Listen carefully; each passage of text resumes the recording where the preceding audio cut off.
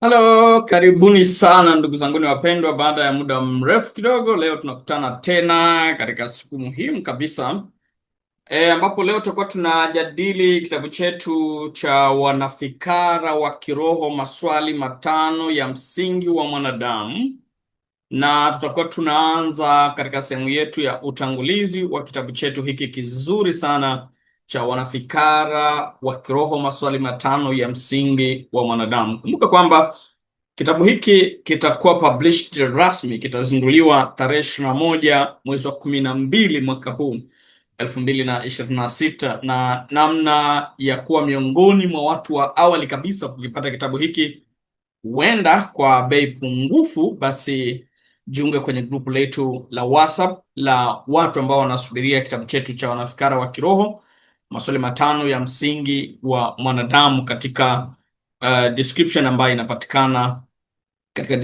ambayo inapatikana chini ya video hii. Hapo kwenye description utapata link ambayo itakupeleka moja kwa moja kwenye group letu la WhatsApp. Sasa tuanze kuangalia utangulizi. Tuanze kuangalia utangulizi wa kitabu chetu cha Wanafikara wa Kiroho, maswali matano ya msingi wa mwanadamu. Hii ni busara. Nasikia furaha. Utangulizi. Maandiko, nadharia, dogma, doctrine na fact lukuki zimezalishwa na mwanadamu katika kuthubutu kwake kuyajibu maswali haya yote matano ya msingi, ama walau baadhi ya maswali haya matano ya msingi wa mwanadamu. Na maswali hayo matano ya msingi wa mwanadamu ni: swali la kwanza, wewe ni nani? Swali hili linatafuta asili yako ama chimbuko lako ni nani, na unatoka wapi au unatoka kwa nani. Swali la pili, wewe ni nani? Swali hili linatafuta kujitambua kwako na utambulisho wako. It's about identity. Wewe ni nani? Na swali la tatu, wewe ni nini? Swali hili lina kazi ya kukupatia uelewa wa wewe umebeba nini au umebeba nini katika wewe, sanjari na umuhimu wako hapa duniani walau ni nini. Je, una umuhimu wowote hapa duniani? Hilo ni swali la tatu. Na swali la nne, wewe ni wa nini? Swali hili linakufanya uwe na uwezo wa kufukunyua ukweli wa wewe umekuja duniani kwa shabaha gani. Ni swali linalotaka kujua impact yako hapa duniani ni nini. Una impact yoyote hapa duniani au umekuja tu kula ugali na baadaye kuondoka? Sasa jibu la swali hili linapatikana katika swali la 4 kati ya maswali matano ya msingi wa mwanadamu. Na swali la mwisho ama la 5 linauliza, wewe unaenda kwa nani? Hili ni swali linalotupatia nuru kwamba kwanza, ni kweli hatuko hapa duniani milele yote, ni lazima tutaondoka. Huo ni ukweli wa kwanza kuukubali, na ukweli hauna mbadala.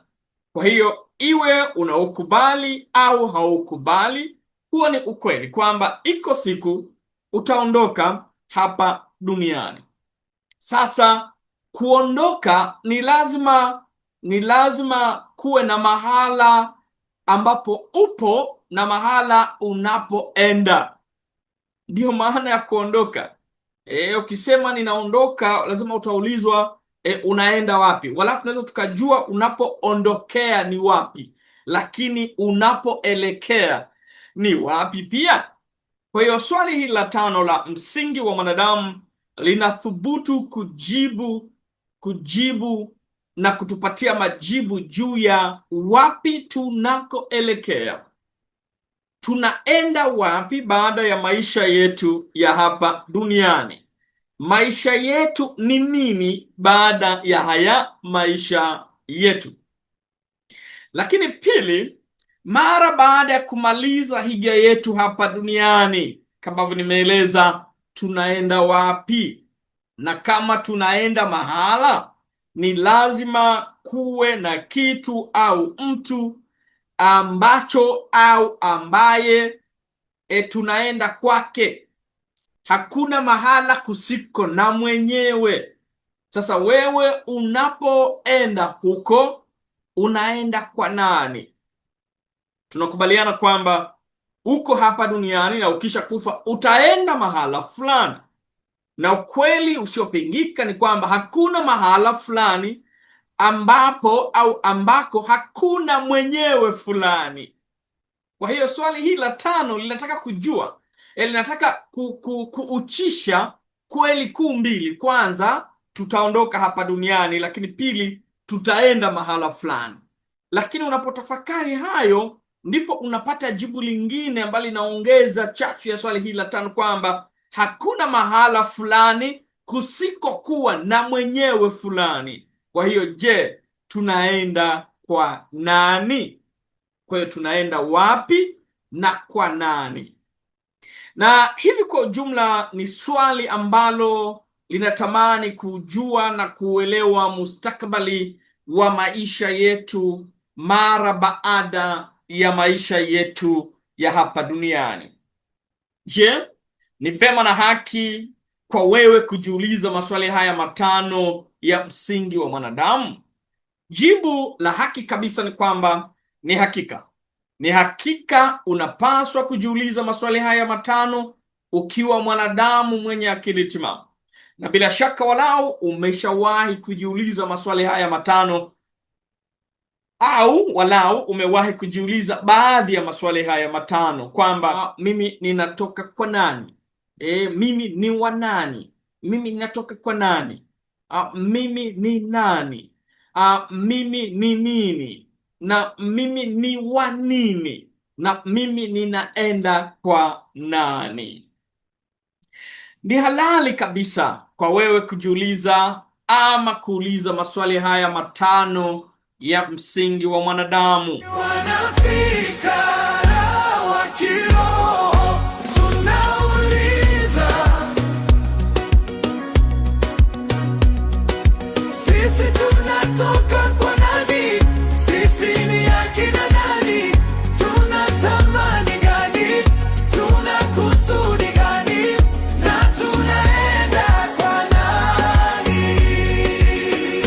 Moja ya vitu vya kwanza kabisa alivyovifanya Yesu Kristo akiwa mdogo kabisa ni kusikiliza na kuuliza na kujibu maswali, kama ambavyo ukisoma katika Injili ya Luka sura ya 2 aya ya 46 inasomeka hivi: ikawa baada ya siku 3 akamwona hekaluni ameketi katikati ya walimu, akiwasikiliza na kuwauliza maswali na kuwajibu maswali.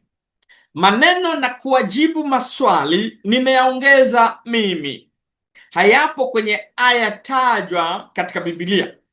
Nimeyaongeza kwa sababu kimsingi Yesu Kristo alijibu pia maswali, na ushahidi wa madai yangu hayo unapatikana katika aya tu inayofuata, yaani aya ya Injili ya Luka sura ya 2 aya ya 47. Tunasoma hivi: na wote waliomsikia walistaajabia fahamu zake na majibu yake. Kumbe kweli alijibu maswali pia. Na hivi kusikiliza na hasa zaidi kuuliza na kujibu maswali ni njia halali kabisa kwa mtu yeyote ambaye ni mwanafikara wa kiroho wa aina na kaliba yako wewe hapo unayenisikiliza wakati huu. Iwe kwa wanafikara nguli kama vile Thales, Anaximander, Anaximenes, Socrates, Plato, Aristotle, Pythagoras, Zeno na kadhalika, ama wanataalimungu au wanateolojia wakubwa. Wote hao waliibuka kwa kuchokozwa na maswali haya matano ya msingi wa mwanadamu. Tangu kuumbwa ama kuwepo kwetu katika ulimwengu huu ama katika dunia hii, ndugu zanguni, ukweli ni kwamba sisi wanadamu hatujamudu hata kidogo kuyadharau maswali haya matano ya msingi wa mwanadamu. Na ndiyo maana kila karne taarifa nyingi zinazalishwa, taarifa ambazo shabaha yake ya msingi ni kuthubutu kuyajibu maswali haya matano ya msingi wa mwanadamu. Maswali haya matano ya msingi wa mwanadamu ni muhimu mno kwa sababu yanagusa kila akili na maisha ya mwanadamu, hasa mwanadamu mwenye akili timamu kama wewe ambaye uko hapa kufuatilia mjadala wetu huu wa kitabu cha wanafikara wa kiroho, maswali matano ya msingi wa mwanadamu. Wengi wetu, licha ya kuifurahia dunia hii, tumejikuta tukijihisi tupo katika ardhi ya ugenini, ambapo si tu hatujui kila kitu hapa duniani, lakini pia hatujijui vizuri sisi wenyewe. Na ndiyo maana katika ukweli huo haishangazi sana kuwaona mzee wetu Abraham na mke wake Sara wakikiri wazi kuwa walipokuwa hapa duniani walijiona wageni na mahujaji tu. Ukirejea katika waraka wa Mtume Paulo kwa Waebrania sura 11 aya ya 13 mpaka 15, tunapata hali hiyo ya wazee wetu kueleza kwamba walijikuta hapa duniani wageni, walijikuta wakiwa ni mahujaji hapa duniani. Tunasoma hivi: hawa wote, yani Abraham na Sara, wakafa katika imani, wasijazipokea zile ahadi, bali wakaziona tokea mbali na kuzishangilia na kukiri kwamba walikuwa wageni na wasafiri juu ya nchi. Maana hao wasemao maneno kama hayo waonesha wazi kwamba wanatafuta nchi yao wenyewe, na kama wangelikumbuka nchi ile waliotoka, wangalipata nafasi ya kurejea. Kwa mantiki hiyo basi, maswali haya matano ya msingi wa mwanadamu yanapata kuimarika karne kwa karne, kizazi kwa kizazi, miongo kwa miongo, na hata miaka kwa miaka. Haya yote yanatokea kwa sababu ya kufeli kwetu kujua chimbuko ama asili yetu ni nani au wapi, sisi ni nani, umuhimu wetu ni nini, kusudi la maisha yetu ni nini na kwa ajili ya nani, lakini pia mustakabali wetu ni nini. Na kwa sababu hiyo tu wajinga, na kwa ujinga huo watu wengi wameangamia, kwani mshahara wa ujinga ni maangamizi. Falsafa kwa msaada na kwa kutumia matawi yake yote makubwa, yani mantiki, metafizikia, epistemolojia, maadili na uzuri na kadhalika, imejikita katika kuyasaka majawabu ya maswali haya matano ya msingi wa mwanadamu. Katika mapambano haya makali, teolojia nayo haiko kando, kwani kupitia mafundisho ya doctrine mbalimbali imethubutu kuyameza na kuyavalia njuga maswali haya matano ya msingi wa mwanadamu. Tafadhali subscribe. Utamu umekolezwa zaidi pale ambapo hata wale wasioamini uwepo wa Mungu, si kwa kutoamini kwao bali kwa mtazamo wao, wamejikuta nao wakijikita katika mapambano ya kuyasaka majawabu haya ya maswali haya matano ya msingi wa mwanadamu. Kwa sababu kimantiki hauwezi kukidhi kusema kwamba Mungu hayupo kama haujatafiti na ukabaini kwamba kweli Mungu hayupo. Na hivi hitimisho la wasioamini uwepo wa Mungu, hata kama linaweza lisiwe la kweli, lakini linaonesha shauku yao ya kuyatafuta majawabu ya maswali haya matano ya msingi wa mwanadamu. Walau basi, katika mapambano hayo tumo nao katika kombania moja, platoon tofauti katika uwanja wa medani za kivita. Licha ya mapambano hayo yote ya mwanadamu katika kuthubutu kwake kuyapata majawabu ya maswali haya matano ya msingi wa mwanadamu, bado mpaka sekunde hii hatuna jawabu moja zuri ambalo haliachi maswali tena. Na kwa sababu hiyo ndiyo maana wanadamu tunatofautiana katika mitazamo juu ya maswali haya matano ya msingi wa mwanadamu. Au labda tuna majawabu mazuri na sahihi, lakini utofauti wetu wa kiakili ama kiuelewa ndio unaosababisha tuwe na utofauti katika mitazamo. Nani ajuae ukweli wote kwa hakika yote? Yote katika yote, tumeamua kukubaliana kutokubaliana. Wengine wanasadiki vile, wengine vile, na wengine hivi, na maisha yanaendelea. Nimedhamiria nami kutoa mchango wangu, hata iwe ngumu kiasi gani, hata ikanganye wakati mwingine kiasi gani, hata ichoshe kiasi gani, hata kama itanichukua muda mrefu kiasi gani, bado nami naufukuzia ukweli huu. Nimedhamiria kwa dhati kutoa mchango wangu katika jambo hili, hata kama mchango wangu huo ni kama tone la maji katikati ya bahari ya Hindi, lakini walau nitakuwa na furaha kutoa mchango wangu katika mapambano haya ya kuyatafuta majawabu ya maswali haya matano ya msingi wa mwanadamu. Nimedhamiria kujirusha katika dimbwi hili la maswali haya matano ya msingi wa mwanadamu kwa moyo wangu wote, na kwa nafsi yangu yote, na kwa nguvu zangu zote, na kwa akili zangu zote, na kwa roho yangu yote. Ni vema nikiri wazi kabla sijaendelea kwamba mtazamo wangu katika majibu ya maswali haya matano ya msingi wa mwanadamu sio alfa na omega, kama ambavyo mimi mwenyewe nisivyo alfa na omega. Kadiri ninavyojirusha katika dimbwi hili la maswali haya matano ya msingi wa mwanadamu, naelewa ukweli kwamba tembo si tu mkia ama mkonga. Hata hivyo, nimedhamiria kuthubutu kumgusagusa tembo huyu katika sehemu mbalimbali za mwili wake kadiri ya uwezo na uweza ambao Mungu amenijalia juu ya jambo hili.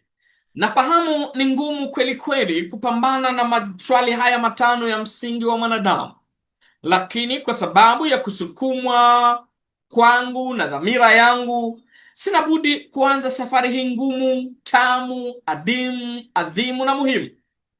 Uko ukweli ambao msomaji wangu ni shuruti uelewe mapema na mwanzoni kabisa, ili kusudi tusije kugombana huko mbele ya safari, kwamba sio shabaha yangu kabisa kukufanya msomaji wangu usizae kabisa matunda ama uzae matunda mabaya. Ukweli ni kwamba ninataka ujifunze haya ili uzae matunda mema na uwe mtu mwema. Sidhamiri kabisa kupotosha, bali kunyoosha palipopotoshwa. Sasa tuanze safari yetu muhimu hii. Ni wakati murwa sasa wa kuanza kuyakabili maswali haya matano ya msingi wa mwanadamu.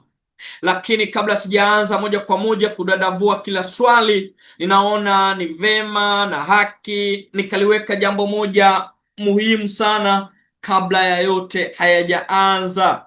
Na hivi napenda unisikilize kwa umakini sana.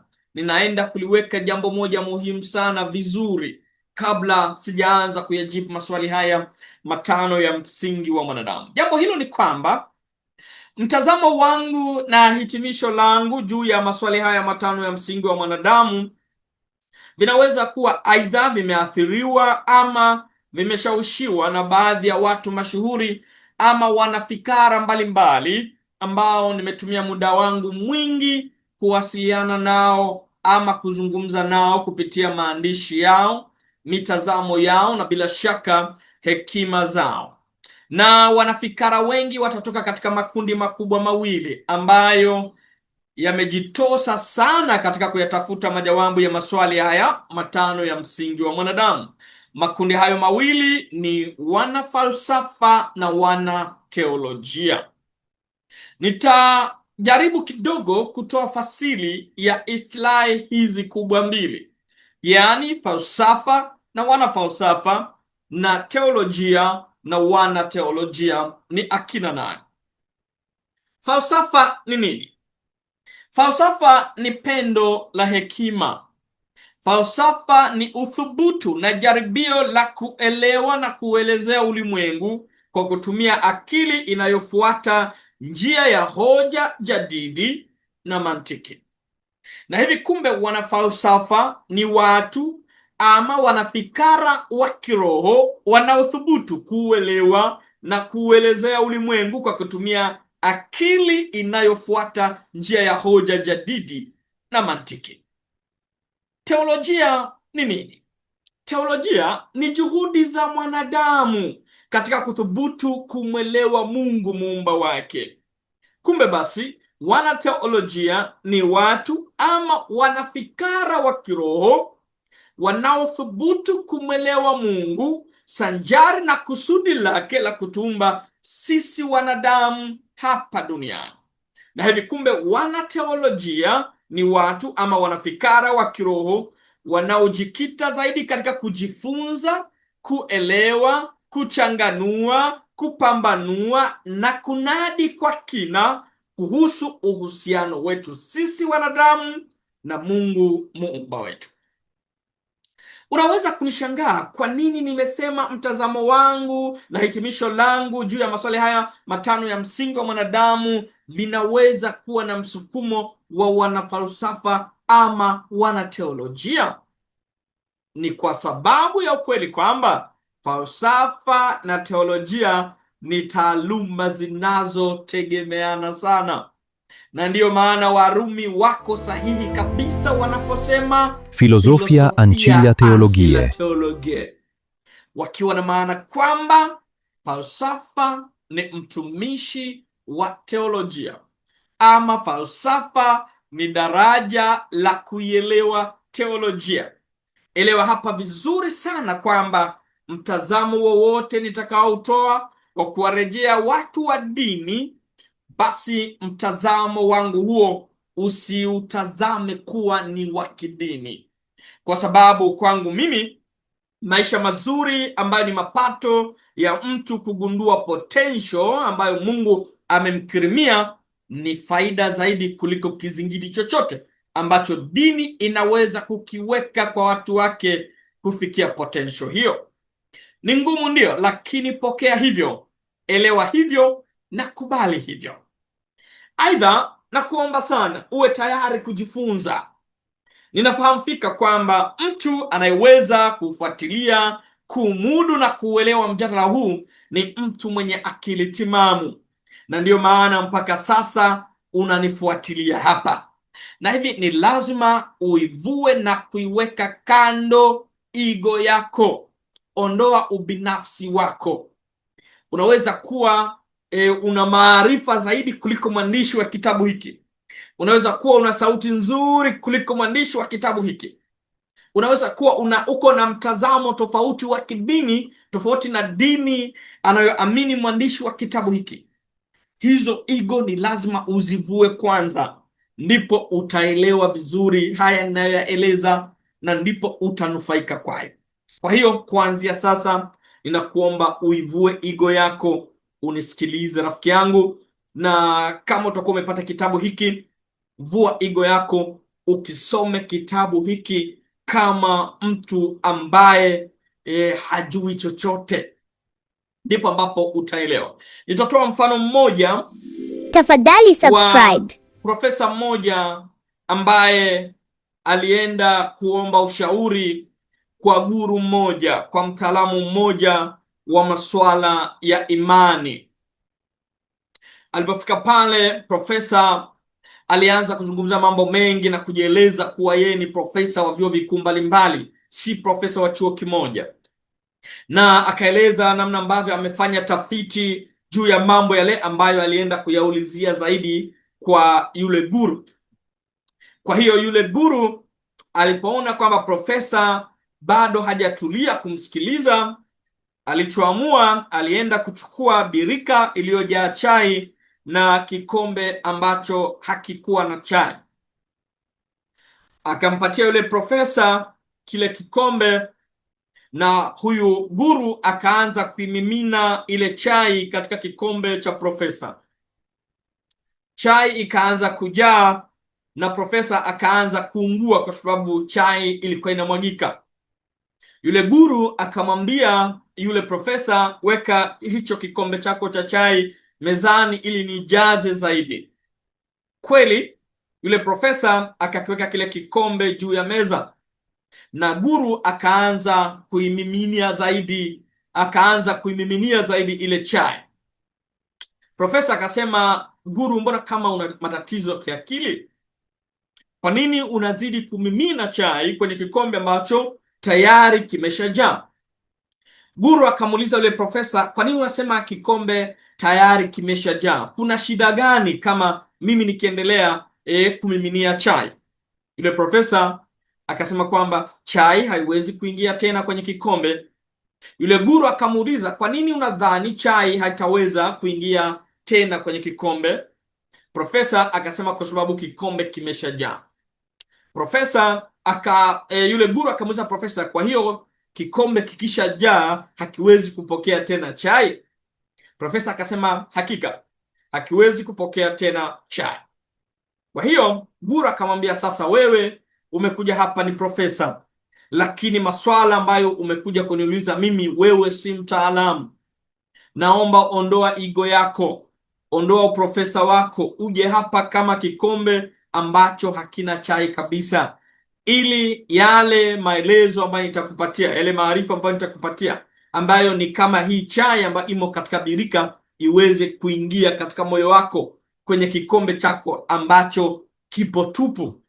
Kwa hiyo profesa akaelewa kwamba kuna mahala ukifika unapaswa kutuliza mshono. It's full. Stop. You are like this cup, full. It's burning me. Stop. How can I teach you? Ow! I understand now. Empty your cup. Sasa nisingelipenda nitumie maneno hayo kwako kwamba utulize mshono, lakini nachotaka kukuomba ni kwamba itupe ego yako, iweke ego yako pembeni na andamana nami katika safari yetu hii, ndipo tu utanufaika na ukweli ambao Mungu amenijalia kuweka ndani ya kitabu hiki cha Wanafikara wa Kiroho, maswali 5 ya msingi wa wanadamu.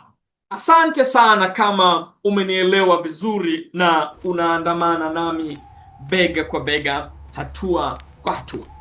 Sasa mwalimu wangu wa falsafa Socrates, pale alipopaswa azungumza kwa muhtasari wa yote aliyojifunza, kwa sababu yeye ndiye miongoni mwa watu wanaosadikika kuwa ni majiniazi zaidi duniani na wenye hakima zaidi duniani, si tu mjini kwao Athens, lakini duniani kote. Alisema hivi alipopaswa azungumze kwa muhtasari wa yote anayoyajua. Alisema hivi: sasa najua hakuna ninachokijua. Na hatimaye akahitimisha kwa kusema, hekima ni zaidi ya yote kujua kwamba hakuna tunachokijua.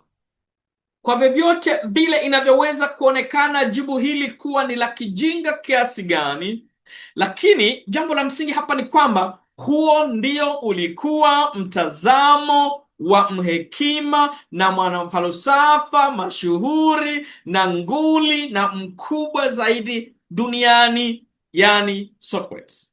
Sina hakika na pengine sikuahidi kwamba baada ya kukisoma kitabu hiki na kufuatilia mjadala huu utafikia hatua hiyo ya kuukiri ujinga kama alivyokiri Socrates. Lakini walau kitu muhimu hapa ni kwamba kujua kama haujui ni kujua kama haujui, au naweza kurahisisha zaidi kwa kusema kwamba kutojua ni kujua kama unajua hujui.